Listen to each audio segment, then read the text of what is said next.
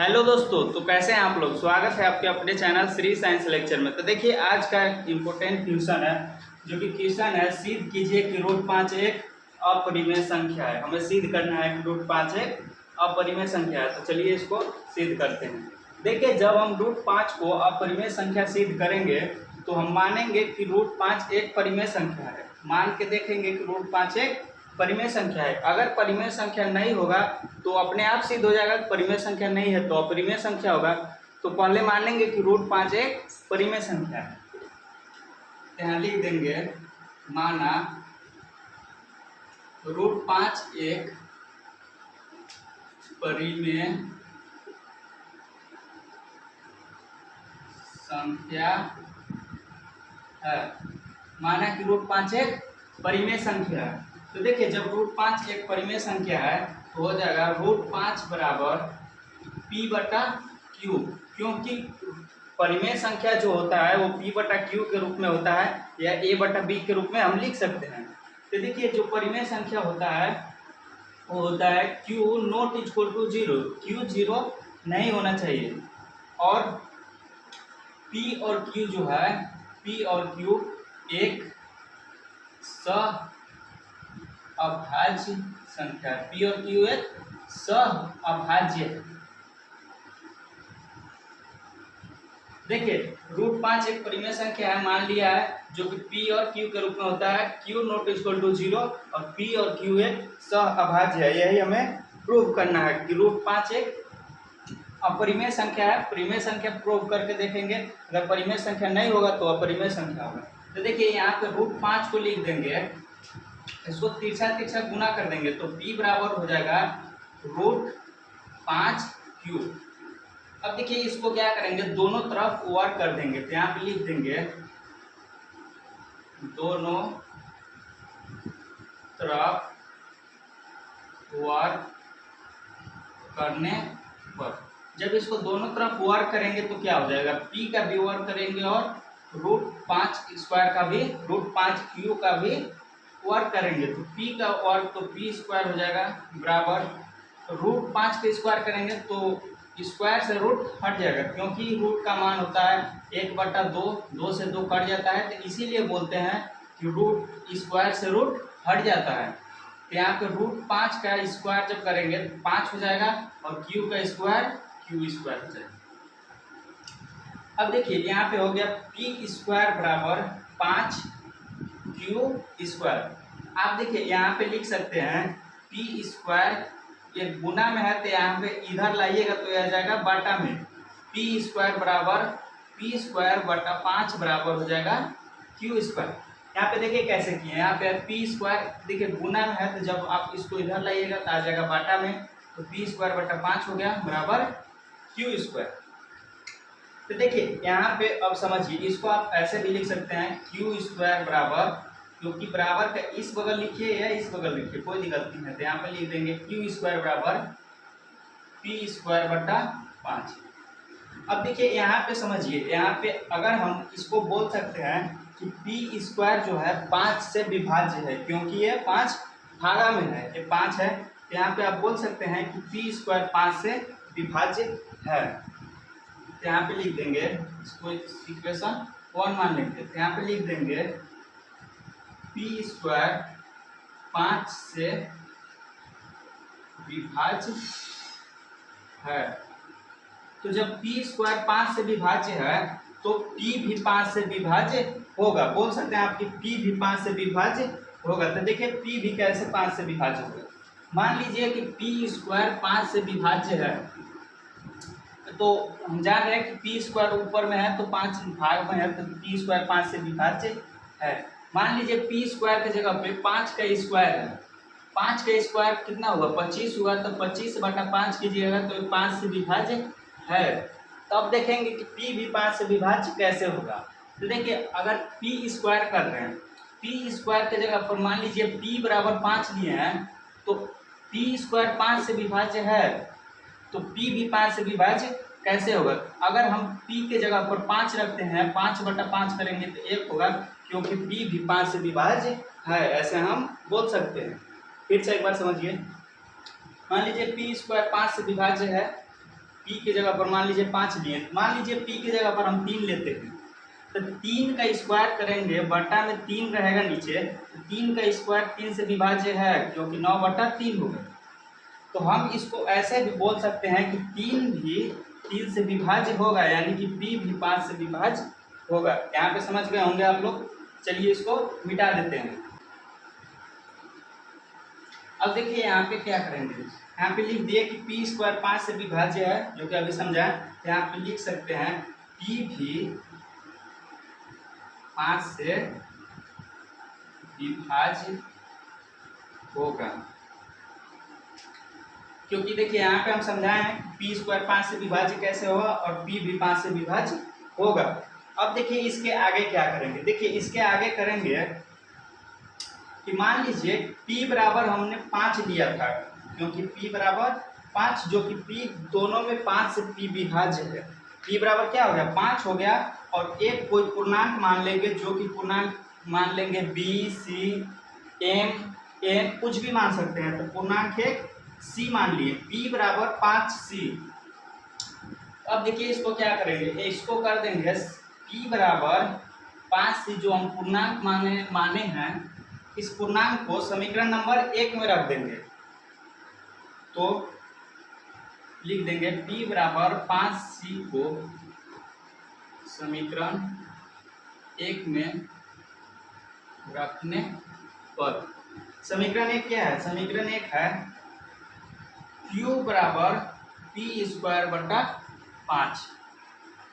अब देखिए Q बराबर हो जाएगा P स्क्वायर, P कितना है, P बराबर है 5C, तो यहाँ पे लिख देंगे 5C का स्क्वायर बटा 5।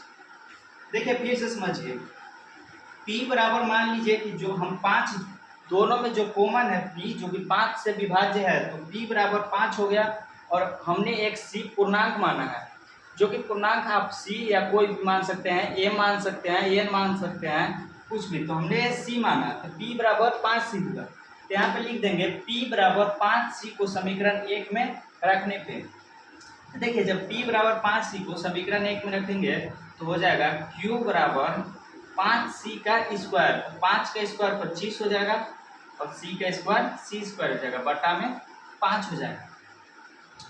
तो देखिए Q बराबर 25C स्क्वायर हो गया। अब देखिए यहाँ पे लिख देंगे 25, यहाँ पे लिख देंगे 5Q बराबर 25C स्क्वायर, इसको तिरछा तिरछी गुना कर दिए, 5Q बराबर 25C स्क्वायर। इसको देखिए कर देंगे 5 से, इसको काट देंगे, 5 से 25 को काट देंगे 5 बार में, तो यहाँ पे हो जाएगा Q बराबर 5C स्क्वायर।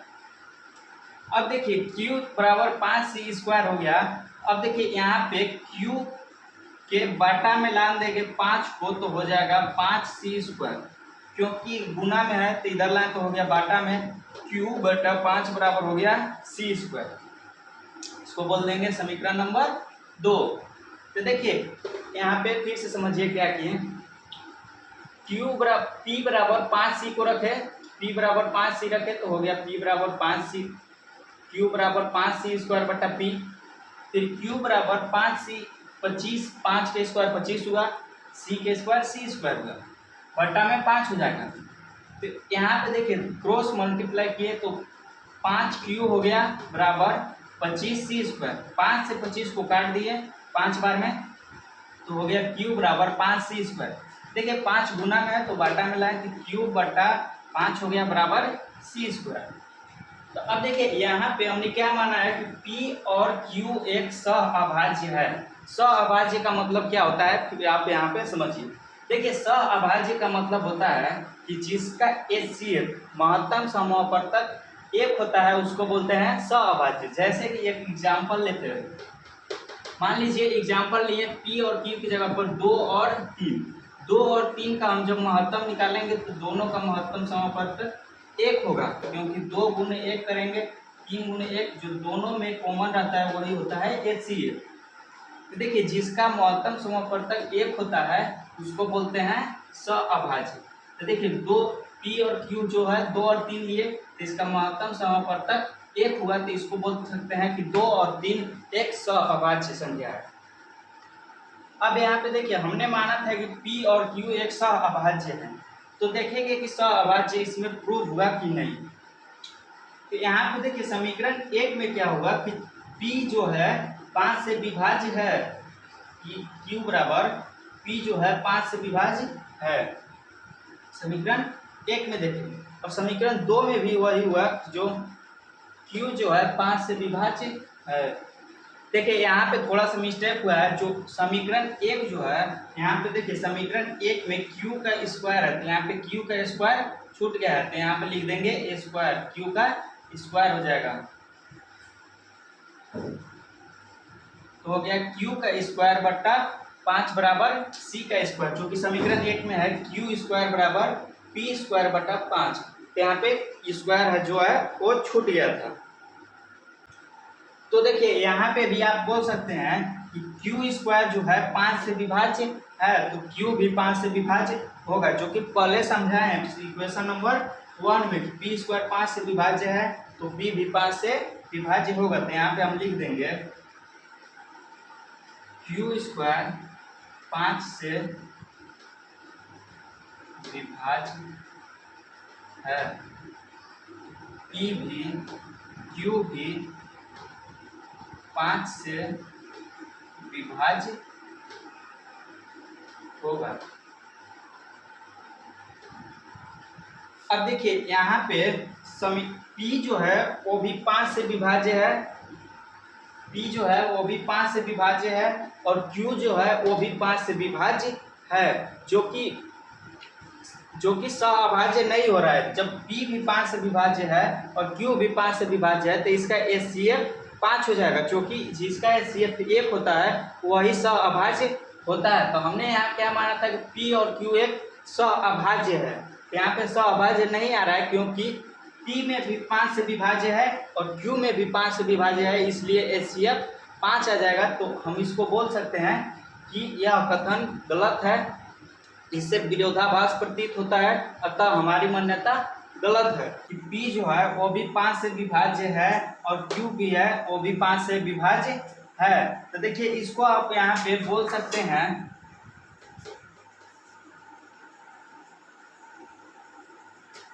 देखिए यहाँ पे अतः P जो है और Q जो है उसका HCF है वो 5 आ रहा है, क्योंकि P भी 5 से विभाज्य है और Q भी 5 से विभाज्य है। यहाँ पे हमने क्या देखा था कि यहाँ पे कि P और Q एक सहअभाज्य है जिसका HCF 1 होना चाहिए, जो कि 1 नहीं हो रहा है क्योंकि इसका HCF 5 हो रहा है। तो देखिए यहाँ पे आप बोल सकते हैं कि अतः हमारी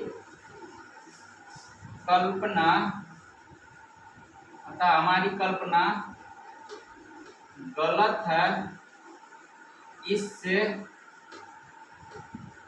यह सिद्ध होता है, कि रूट 5 जो है एक अपरिमेय संख्या है। देखिए P और Q जो है वो एक यहाँ पे देखिए सहअभाज्य था, जो कि HCF 1 होना चाहिए, लेकिन P भी जो है 5 से विभाज्य है और Q भी 5 से विभाज्य है जिसका HCF 5 हो रहा है, जो कि 1 के बराबर नहीं है, अतः हमारी मान्यता गलत है। इससे यह पता चलता है कि रूट 5 एक अपरिमेय संख्या है। अगर आपको वीडियो पसंद आया होगा तो लाइक कीजिएगा, सब्सक्राइब कीजिएगा। चलते हैं, अब मिलते हैं अगले वीडियो में, तब तक के लिए धन्यवाद।